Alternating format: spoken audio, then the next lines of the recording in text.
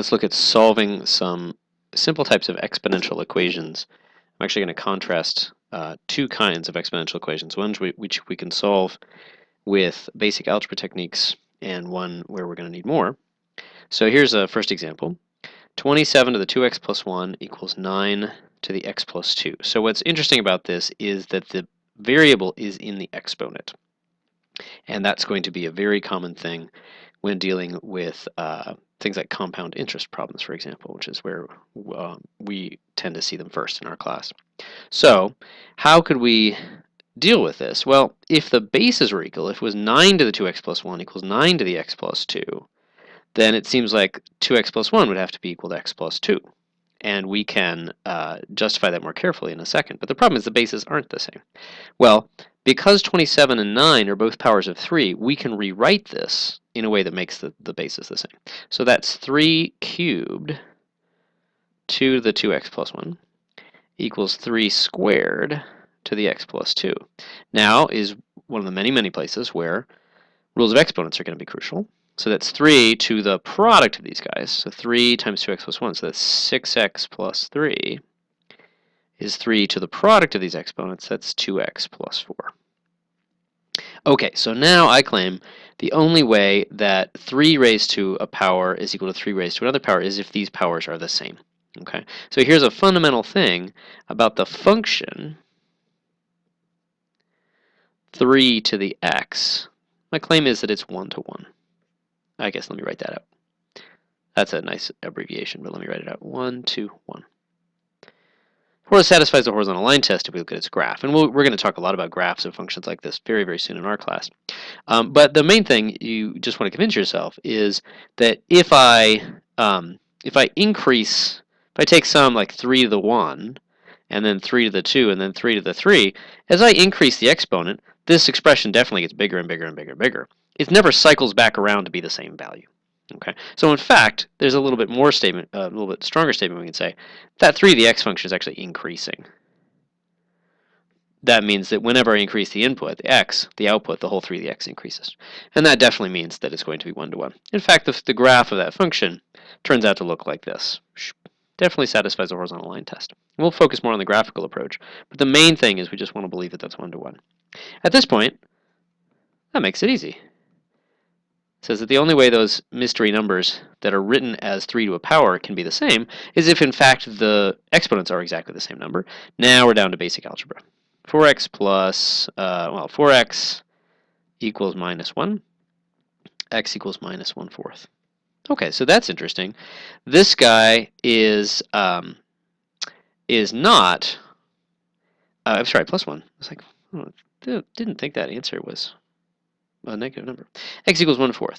So the x here, two things to note. X is not an integer, and that totally makes sense. That's okay. It makes sense to take like 9 to a rational number, for example. It just means a root. Okay. And in fact, even when we take, when we plug that in, we're saying 27, let's see, 2 times 1/4 plus 1. That's 2/4 plus 1, 3 halves. 27 to the 3 halves. The claim is that that's equal to 9 to the 2 plus 1/4. That's 9/4. Okay.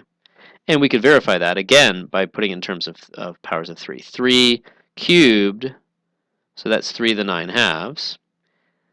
And then 3 squared, so that doubles that. Aha, 3 to the 9 halves. Yes, it works. Okay. But neither side is a particularly simple number. It's about roots of 3, things like that. Okay. So that's a very typical example of solving exponential equations, and it gives us a lot of practice.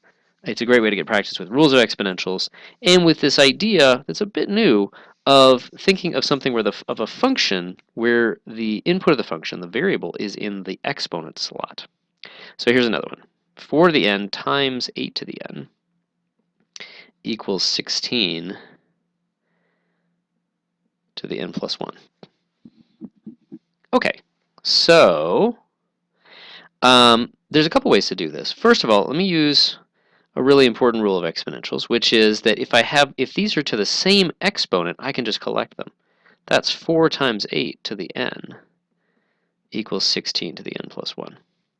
So it's really important that they're the same power. So this is n 4s put together and n 8s put together. So it's 4 times 4 times 4, da da da. And the same exact number of 8s put together. And so I just pair them up. I say 4 times 8, pair these guys, just rewriting it in a different order. All the way through 4 times 8, same number of 4 times 8s. Okay, so that's the justification for this rule. Okay, that's 32 to the n. Now we're back similarly to the previous example, where we have just an exponential expression equals another one. The bases are different, but they can be related in a simple way. That's 2 to the 5th to the n equals 2 to the 4th to the n plus 1, or 2 to the 5n equals 2 to the 4n plus 4.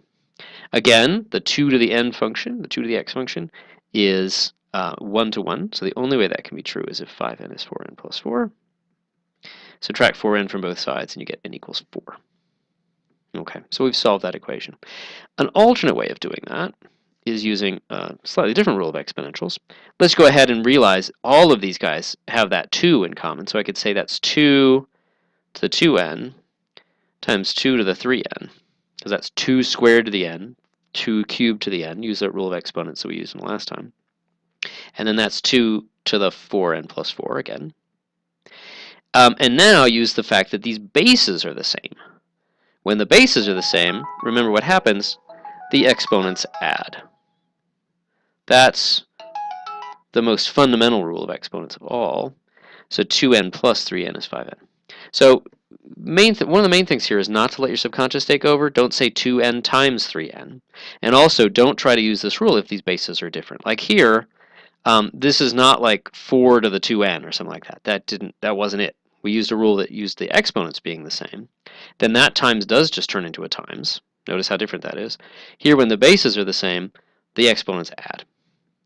And I'm back to exactly where I was here. The ending is the same. So the main thing is, if you can get the bases to be the same and just use rules of exponents in basic algebra, you should be okay. Now, let's look briefly at something where that wouldn't work, because I want to show the contrast, because we are going to need to develop some new technology pretty darn soon when these examples aren't super contrived like these have been. What if you have 2 to the n plus 1 equals 3 to the 2n plus 3? What do we do with that? Well, if this were a 4, we'd be great. Or if this were a 9, we'd be great. Even if it's like a square root of 3, we'd be great. But we don't know how to express like 3 as 2 to the x for some x. Well, we don't know it yet, anyway. And we don't know how to express 2 as 3 to the x. If we did, we could make the bases agree, and we'd be great. Okay? And so, in fact, this is really, let's call that example number 4, really. It's actually about this, where we're going to have to develop a new technology, and that's going to introduce us to the subject of logarithms, which is basically introducing the idea of solving this equation, or in other words, inverting this 2 to the x function. It's a little more sophisticated way to think about it. So if you're presented with something like this, that is really qualitatively different from the previous 2 examples, because these bases don't have a simple relationship to each other.